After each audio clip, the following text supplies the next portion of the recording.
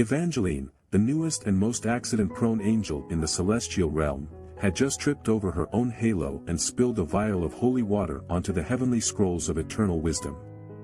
The scrolls sizzled and smoked, and the archangel Gabriel let out a long-suffering sigh. "Evangeline," he said, pinching the bridge of his nose, "this is the third time this week. You're supposed to be a healer, not a walking disaster." "I'm sorry." Evangeline squeaked, flapping her wings nervously. "I didn't mean to. I got distracted by the clouds. They're so fluffy today." Gabriel sighed again. "You're too kind-hearted for your own good. That's why we're sending you to Earth. There's a mortal in need of healing, and you're the only one available." "Me? Really?" Evangeline's eyes lit up. "Oh, thank you, Gabriel. I won't let you down.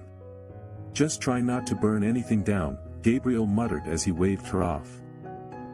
Meanwhile, in the depths of hell, Lucien was lounging on a throne made of bones, looking every bit the devilishly handsome demon he was. His black wings were draped lazily over the armrests, and his crimson eyes glinted with mischief as he flipped through a scroll of damned souls. "Boring, boring, boring," he muttered, tossing the scroll aside. "Why does hell have to be so dull? Where's the fun? The chaos? The drama?"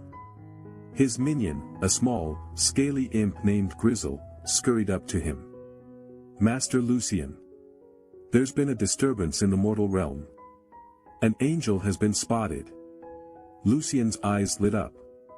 "An angel, you say? Well, well, well. This might be interesting after all."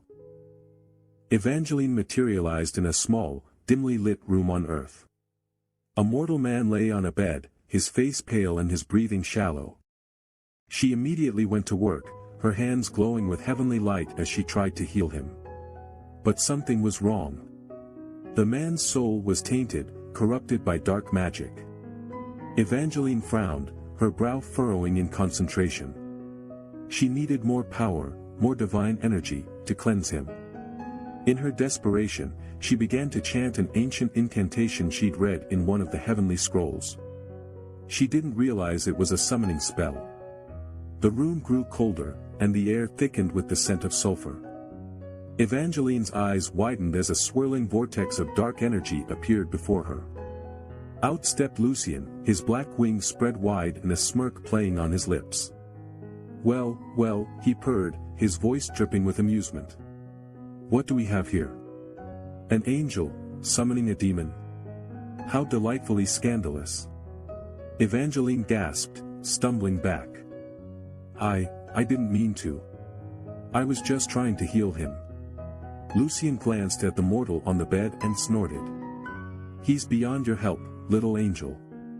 But I might be persuaded to lend a hand, for a price." Evangeline's heart raced. "What kind of price?"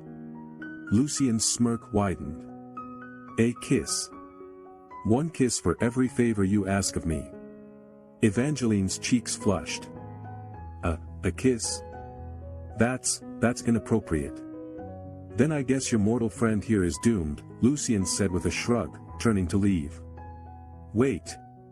Evangeline cried. She bit her lip, her mind racing. She couldn't let the man die. "Fine. 1 kiss. But only if you save him." Lucien's eyes gleamed with triumph. "Deal."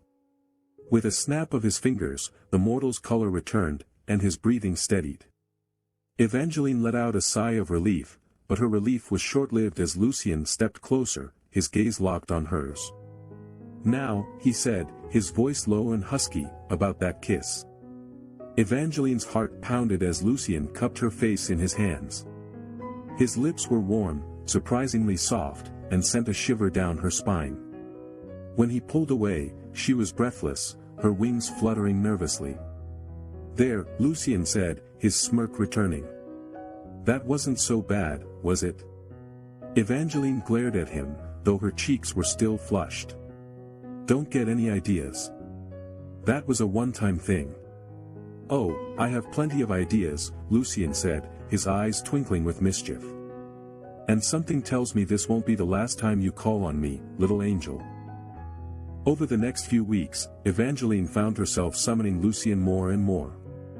Each time, it was for a good reason: saving a child from a burning building, curing a village of a deadly plague, stopping a band of marauding bandits.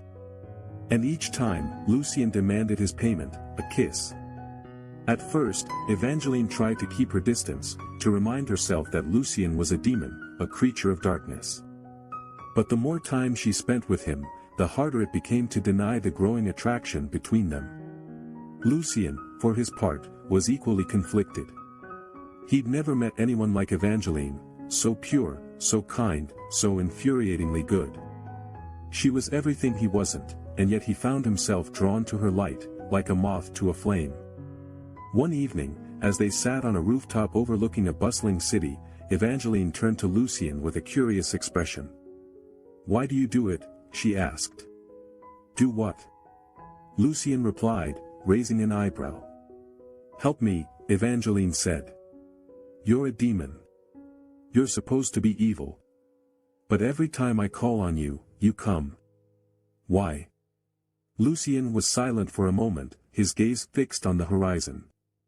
"Maybe I'm not as evil as you think," he said finally. "Or maybe I just like the company." Evangeline's heart skipped a beat. She looked away, her cheeks flushing. "You're impossible," she muttered. Lucien chuckled. "And yet, here you are, summoning me again and again. Face it, little angel, you're just as drawn to me as I am to you." Evangeline didn't respond, but deep down, she knew he was right. Their budding romance didn't go unnoticed. In heaven, Gabriel watched with growing concern as Evangeline's reports became less frequent and more vague. In hell, Lucien's rivals began to whisper about his strange behavior, his sudden interest in mortal affairs. One night, as Evangeline and Lucien walked through a moonlit forest, they were ambushed by a group of demons sent by Lucien's enemies. The demons attacked without warning, their claws slashing through the air. Lucien fought fiercely, his dark magic swirling around him as he protected Evangeline. But there were too many of them, and he was soon overwhelmed. Evangeline, desperate to save him, unleashed a burst of heavenly light, driving the demons back. But the effort left her weakened, and she collapsed into Lucien's arms. "Why did you do that?" Lucien demanded, his voice filled with worry. "You could have been killed."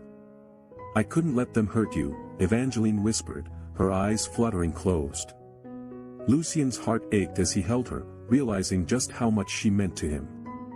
"You foolish, beautiful angel," he murmured, pressing a kiss to her forehead. "What am I going to do with you?" When Evangeline awoke, she was back in heaven, lying on a bed of clouds. Gabriel stood over her, his expression stern. "Evangeline," he said, "you've been consorting with a demon. Do you have any idea how dangerous that is?" Evangeline sat up, her heart heavy. "I know, Gabriel. But Lucien isn't like other demons. He's different." "Different or not, he's still a creature of darkness," Gabriel said. "You must end this, Evangeline. Before it's too late." Evangeline nodded, but her heart was torn. She couldn't deny her feelings for Lucien, but she also couldn't ignore her duty as an angel. Back in hell, Lucien was facing his own reckoning. His enemies had reported his actions to the devil himself, and Lucien was summoned to the throne room. "Lucien," the devil said, his voice like thunder, "you've been aiding an angel. Explain yourself." Lucien stood tall, his gaze unwavering. "I've been doing what I want, Father. Isn't that what demons do?" The devil's eyes narrowed. "Do not test me, boy. If you continue down this path, there will be consequences."